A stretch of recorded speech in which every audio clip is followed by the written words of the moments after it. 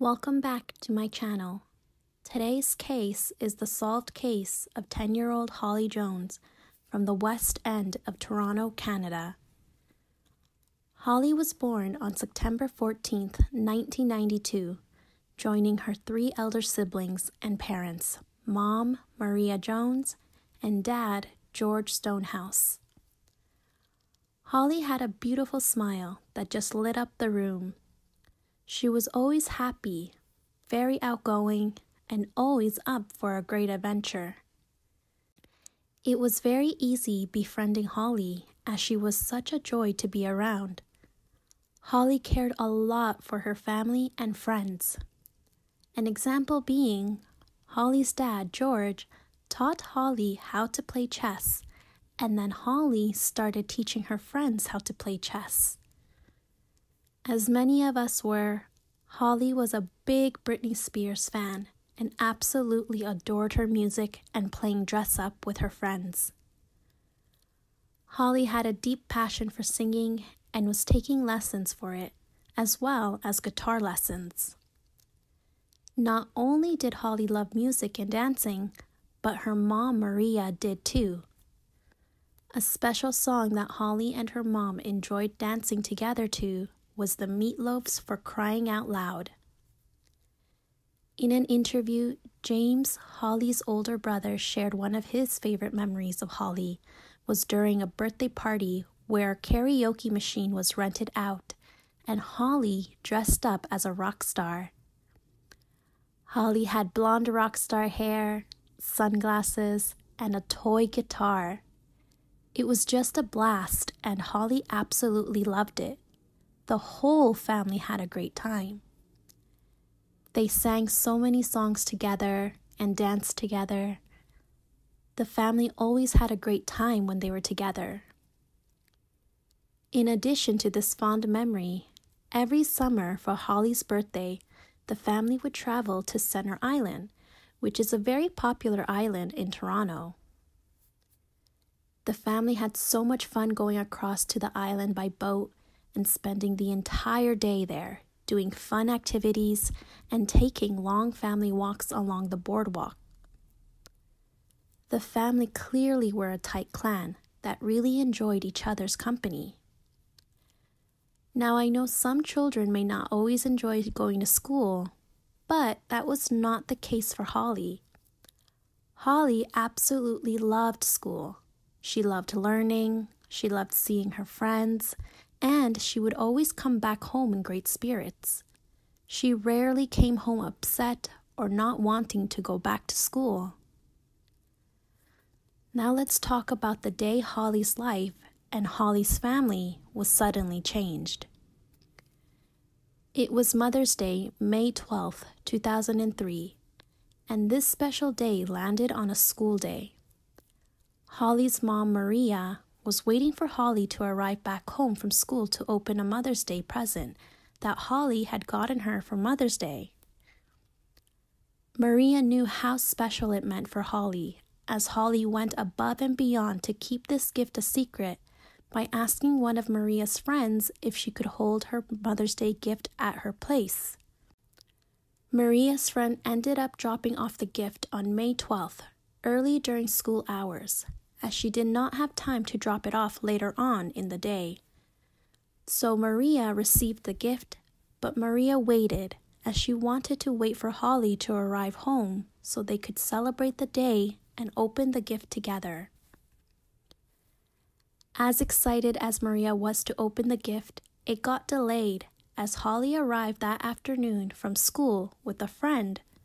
So Maria wanted to keep waiting until it was just the two of them together for this special moment. Holly spent a few hours with her friend, and around 6:30 p.m., Holly's friend headed home. However, to Maria's surprise, Holly asked to walk her friend back home. Maria was hesitant at first, but Holly seemed so eager and excited to walk her friend home.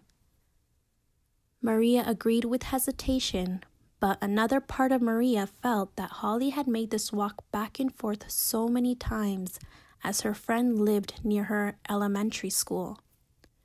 so Holly was very familiar with the route. So Maria helped button up Holly's jacket and watched Holly and her friend begin their walk. Maria did step out for a very short time to run some errands, but returned at around 8 p.m., and she was stunned to find that Holly had yet returned back home. Maria called her husband George and Holly's friend to see if Holly was with any of them, but Holly was not with them. Holly's parents began searching the neighborhood, but as the evening went on and it was dark, they knew they had to place a call to 911 to report Holly missing, as this behavior was very unusual and not normal of Holly to be out that late. The Toronto Police Department issued an Amber Alert, and a massive search for Holly began. The following morning, Maria and George made several pleas through televised news reporters to Holly's kidnapper in hopes of Holly returning safely back home.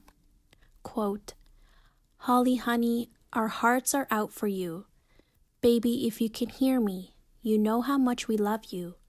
I feel you inside of me, and I'm trying to find you. I'm doing everything. Everybody is working very hard, and whoever has her, I beg you with all my heart that you keep her and bring her home to her mother and father. You keep her safe. I beg you, she hasn't ever hurt anyone in her life. She is a happy girl. I beg you not to hurt her. Bring her home to us." Quote. The search for Holly would come to an end shortly, as the Toronto Police Department made a devastating announcement that Holly's remains were found. A civilian walking his dog along the shore of Ward's Island, which is across the Toronto Harbour, came across a duffel bag that contained remains. The man opened the duffel bag and was stunned to find a torso. He quickly notified police. Once police arrived, they confirmed that they had found a small torso inside, and it seemed as if it matched the size of a child. Investigators continued to search the water in hopes of finding more remains, and they did. Investigators found a second duffel bag, and inside were other body parts. A very odd item was also found inside the bag. It was the top of a sponge mop.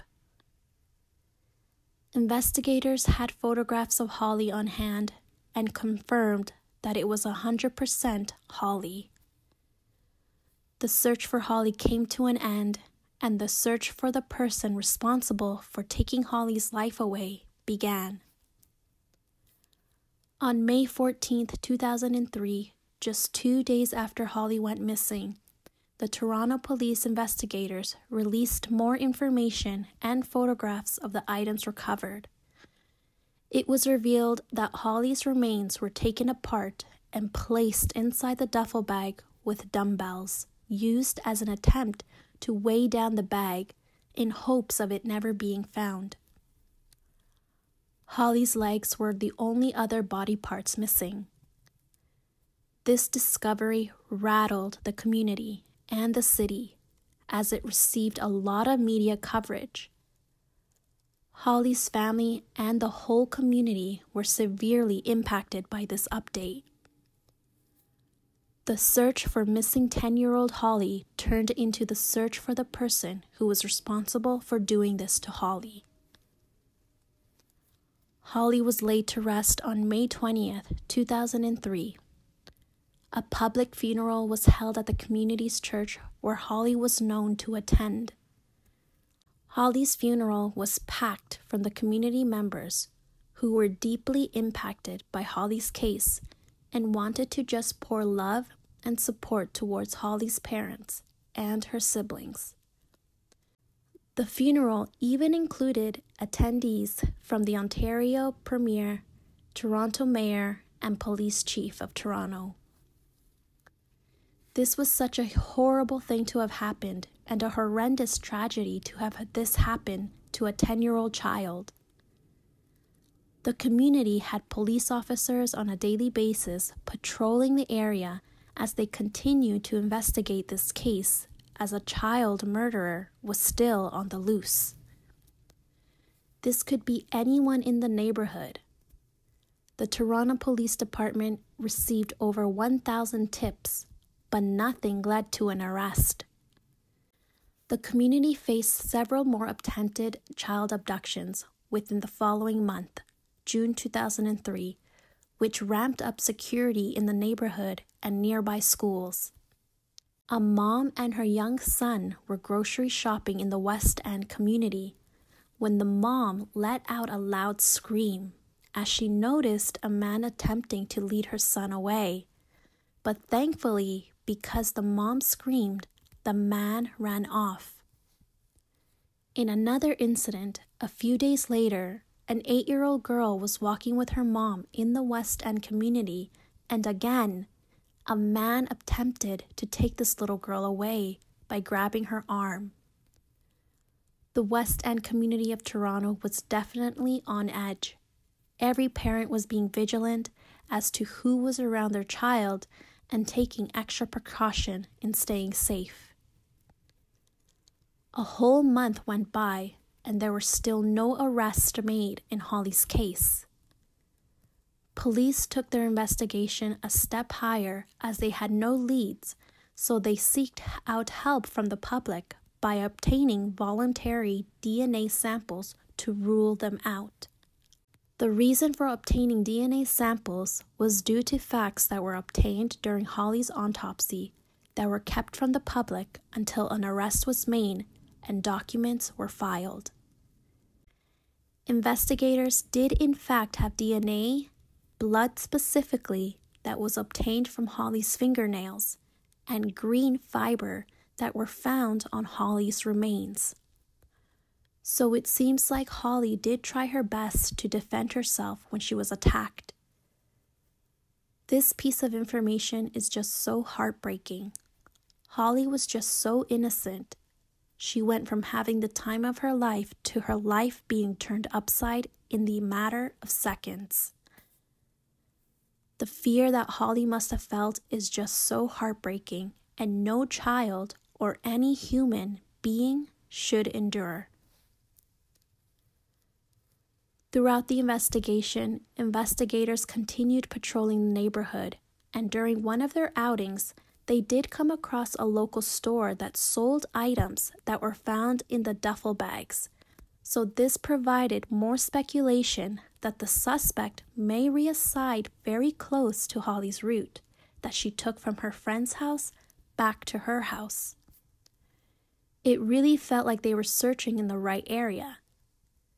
Since investigators still had no witnesses or any DNA leads to who may have done this to Holly, they reconstructed images of Holly and the clothing she was wearing the day she went missing. Holly was wearing a green lime and black jacket with beige pants and black shoes. They released these images to the public in hopes of triggering someone's memory of possibly witnessing Holly that day. They again did receive numerous tips, however, this led nowhere. As the investigation went on, with no suspect apprehended, the community was under extreme stress as new information revealed that the area had at least 200 registered SO living in the area, and still there was no one apprehended for this horrible incident.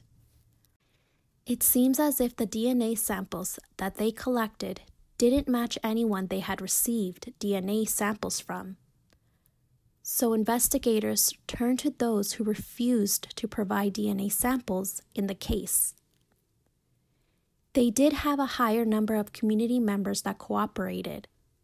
At first, investigators had 400 persons of interest, then 19, and then finally 3.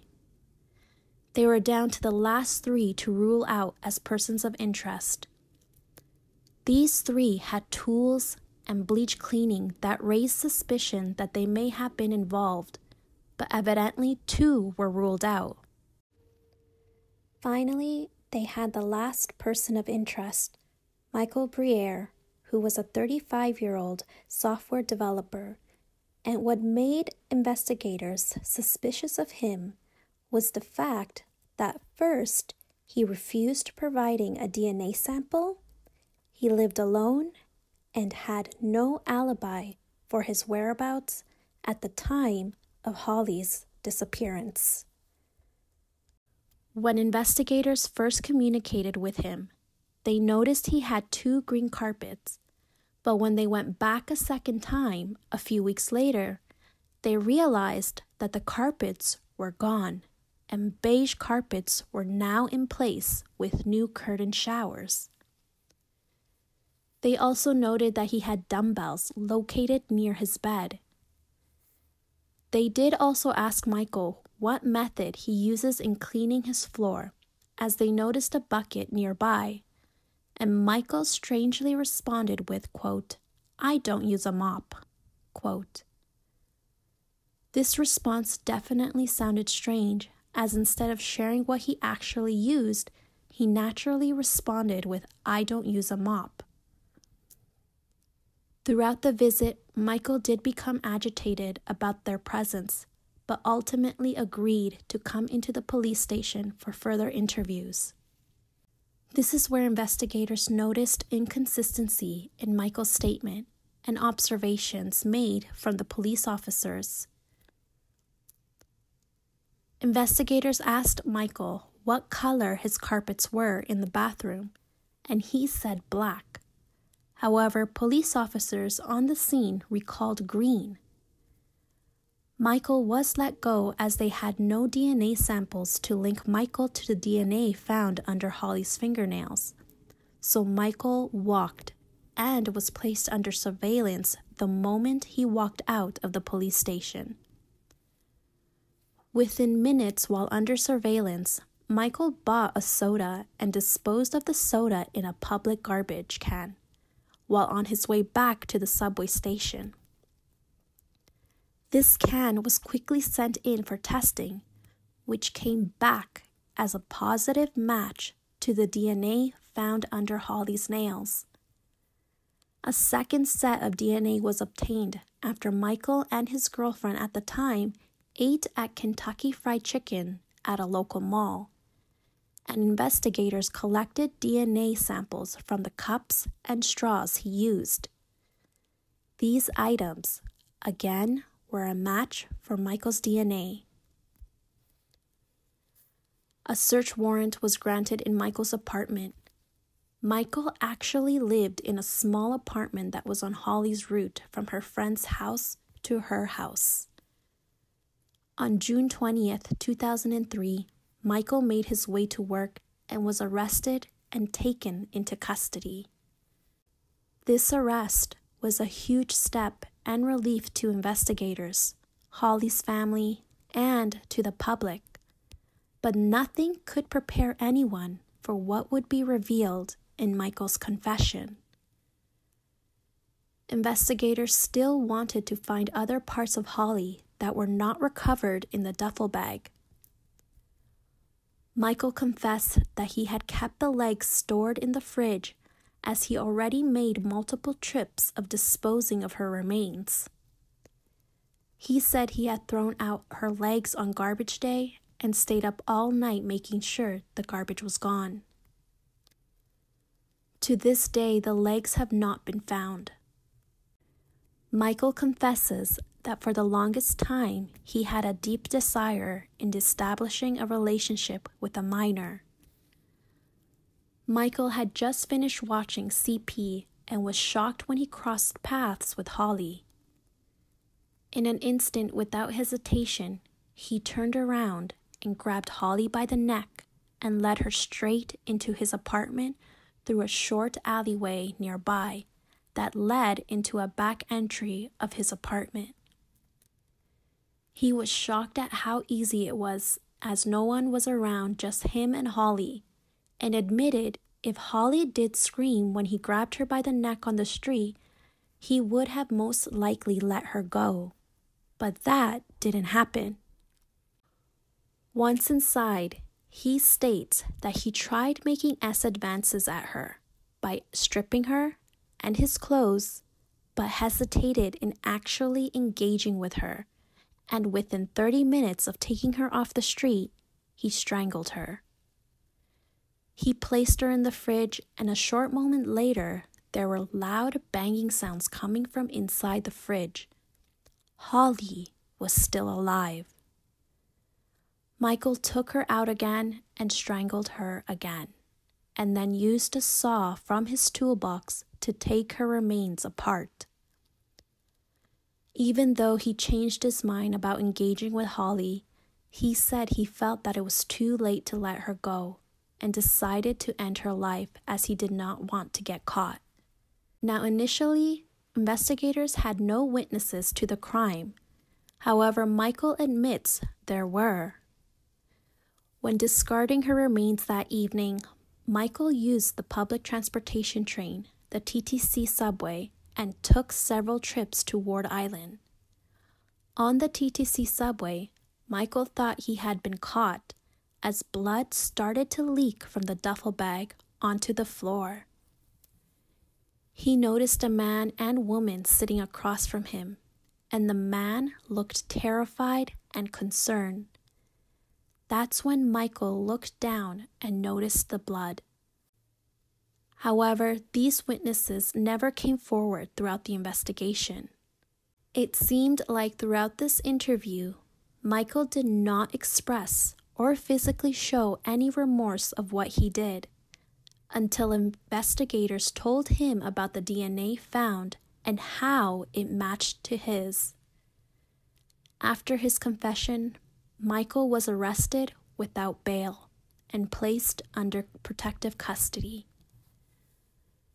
The following year, on June 17, 2004, Michael actually pleaded guilty to first-degree murder in the death of Holly Jones, as he wanted to avoid a preliminary hearing so that Holly's family would not have to relive the pain and hear the horror details that Holly endured that fateful day. Michael was allowed to address the court and Holly's family. He stated, quote, "The crime I am guilty of is simply the worst kind of crime a person can commit. What I did was absolutely wrong. It was done out of selfishness, and it was the act of a coward. I accept the sentence which you are about to give me. No one has stood in front of you has been more deserving of such a sentence. I stand by my words when I told the police a man who commits these crimes you put away for good. I take no pride in what I have done. The truth is I am ashamed beyond belief. I regret everything. I am really sorry. I really wish I could undo everything. I have failed as a human being." Quote. I just find it hard to believe in this statement. He had the chance of letting her go, but he didn't. It's just hard to hear this statement after hearing everything Holly went through. As for sentencing, Michael was sentenced to life in prison with the chance of day parole in 2025 and full parole in 2028, which is actually approaching in a few years.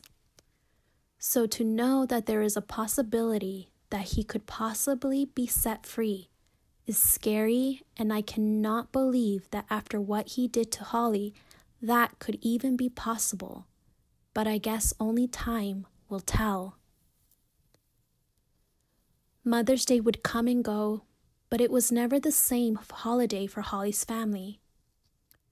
Holly never made it back home. She never made it back to open the Mother's Day present she got her mom. The present sat on the kitchen counter for a while. Eventually, Maria did manage the courage to open the gift. Maria shared in an interview, Holly got her a keychain that said Happy Mother's Day on one side, and on the other side it said I love you. But that wasn't the best part of the gift. Maria found the Mother's Day card that Holly made her, and that Holly repeatedly told her she loved her in the card. Quote, I love you, I love you, I love you. You take care of me so good. You try your best and don't let that fade away. I love you so much. Roses are red, violets are blue, but most of all, I love you. Quote. Holly's mom did as much as possible to ensure that Holly was always remembered. In an interview, she shared that she always deeply appreciated when strangers would come up to her and express their sincerest apologies and letting her know that they always thought of her.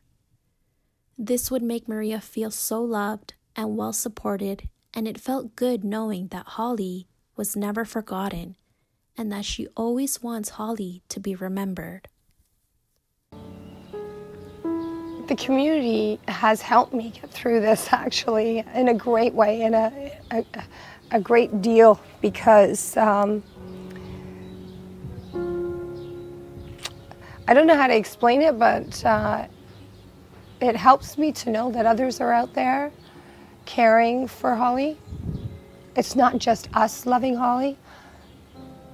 I feel like I need to know that everybody loves Holly. I don't know what it is, but I just need that. And this is what the community gave me.